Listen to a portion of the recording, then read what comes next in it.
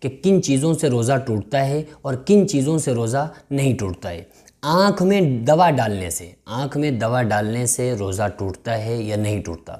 اگر کوئی انسان آنکھ میں دوا ڈالے تو اس سے انسان کا روزہ نہیں ٹوٹتا ہے۔ سرما لگانا، بہت سارے لوگ روزے کی حالت میں سرما لگاتے ہیں، تو سرما لگانے سے بھی انسان کا روزہ نہیں ٹوٹتا ہے، روزہ فاسد نہیں ہوتا ہے۔ کان میں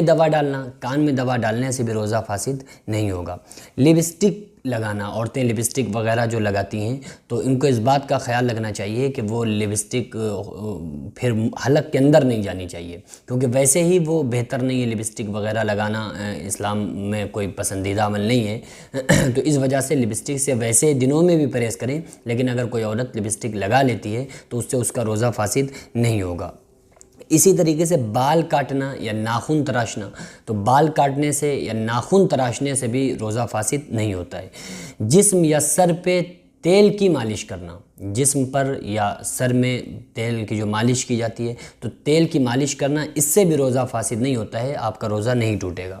احتلام ہو جانا، اگر کسی کو مرد کو نائٹ فال وغیرہ ہو جاتا ہے، اکثر و بیشتر یہ تو لوگوں کی شکایت رہتی ہے کہ فجر بعد سوتے ہیں تو اٹھتے ہیں تو ہم ناپاک ہو جاتے ہیں، تو اگر کسی کو نائٹ فال ہو گیا، احتلام ہو گیا، تو اس سے بھی روزہ فاسد نہیں ہوگا، لیکن یہ خواب کی حالت میں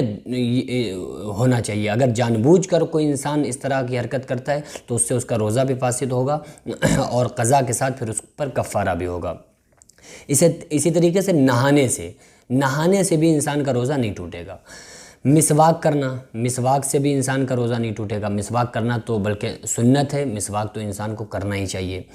ناک سے خون بہنا، اس سے بھی روزہ نہیں ٹوٹے گا۔ اگر نکسیر وغیرہ پھوٹ جائے، گرمی کی وجہ سے، گرمی کی شدت سے نکسیر پھوٹ جاتی ہے، تو اگر نکسیر وغیرہ پھوٹ جائے تو اس سے بھی روزہ انسان کا فاسد نہیں ہوگا۔ خود بخود قے آ جانا، یعنی اگر خود قے آ گئی، اکثر ہوتا ہے کہ سحری کی اور اس کے بعد میں جی اپکایا اور الٹی ہو گئی، تو اگر خود بخود قے آ گئی اور اپنے آپ قے آ گئی تو اس سے روزہ فاسد نہیں ہوگا۔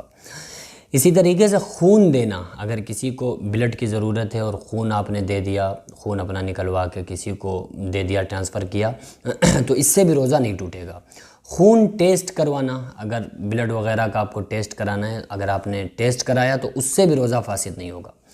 پرفیوم یا عطر لگانا، پرفیوم لگایا، عطر لگا لیا، خوشبو لگا لی، تو اس سے بھی روزہ فاسد نہیں ہوگا، بلکہ جمعے کے دن یہ ساری چیزیں لگانا تو سنت ہے مرد حضرات کے لیے۔ ناک میں دوا ڈالنے سے روزہ فاسد ہو جائے گا، روزہ ٹوٹ جائے گا۔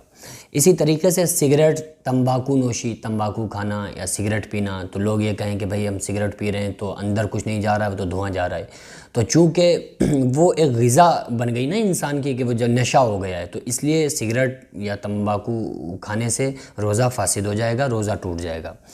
اسی طریقے سے ماہواری حیض آنا، عورتوں کو پیریڈ آ جانا، عورتوں کو جب پیریڈ آئے گا تو ان کا روزہ اس سے فاسد ہو جائے گا، چاہے وہ افطار سے 5 منٹ پہلے ہی عورت ناپاک ہو جائے، عورت کو پیریڈ آ جائے تو اس سے اس کا روزہ فاسد ہو جائے گا۔ اور اگر کوئی عورت پاک ہو گئی، یعنی کہ ایک مسئلہ اچھی طرح سے اس کو سمجھ لیں، یاد آ گیا کہ اگر کوئی عورت مثلاً اس کے پیریڈ چل رہا تھا اور وہ پیریڈ کمپلیٹ ہو گیا، اب اس کو نہانا ہے، تو اب رات میں مثلاً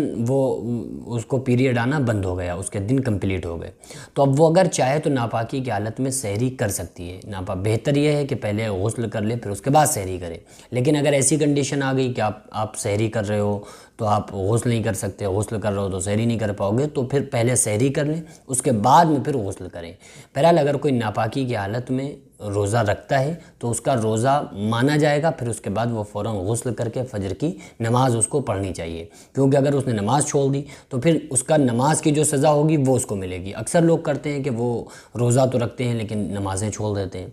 تو بھائی روزے کا حالانکہ نماز سے کوئی تعلق نہیں ہے، نماز اپنی جگہ فرض ہے، روزے کی فرضیت اپنی جگہ ہے، لیکن پھر بھی انسان کو خیال کرنا چاہیے کہ جب روزہ رکھ رہا ہے تو پھر وہ نمازوں کی بھی اس کو پابندی مکمل طریقے سے کرنا چاہیے، اور ایسا نہیں ہے کہ وہ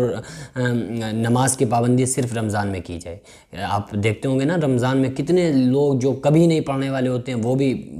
نمازیں پڑھنا شروع کر دیتے ہیں۔ اچھی بات ہے، لیکن صرف ان کو رمضان میں ہی نہیں بلکہ جس طریقے سے نماز تو جیسے رمضان میں فرض ہے، اسی طریقے سے 11 مہینے میں فرض ہے۔ تو 11 مہینے بھی اسی طریقے سے ہماری نماز کی پابندی ہونا چاہیے۔ بہرحال روزے کی حالت میں تو آپ کسی بھی حالت میں اپنی نماز کو ترک نہ ہونے دیں، ورنہ آپ ایک تو فرض ادا کر رہے ہیں اور دوسرا جو اہم فرض ہے، روزے سے بھی زیادہ اہم فرض نماز ہے، پھر آپ اس کو ترک کر رہے ہیں اور تارک بن رہے ہیں اس کے۔ تو اس لیے ہم سارے لوگوں کو رمضان المبارک میں خوب نمازیں پڑھیں، فرض کے علاوہ خوب نوافل کی کثرت کریں، تلاوت کلام اللہ کریں۔ اللہ تبارک و تعالیٰ نے جو قرآن نازل فرمایا ہے، اس قرآن کے خوب تلاوت کریں اور جتنی ہو سکے نوافل پڑھیں، دعائیں کیا کریں، اور آپ لوگ اپنی دعاؤں میں مجھے بھی یاد رکھیں۔ انشاءاللہ تعالیٰ میں بھی آپ تمام لوگوں کے لیے دل سے دعا کروں گا اور دعا کرتا ہوں کہ اللہ تبارک و تعالیٰ آپ تمام لوگوں کی تمام جائز اور نیک تمناؤں کو اللہ تعالیٰ قبول و مقبول فرمائے۔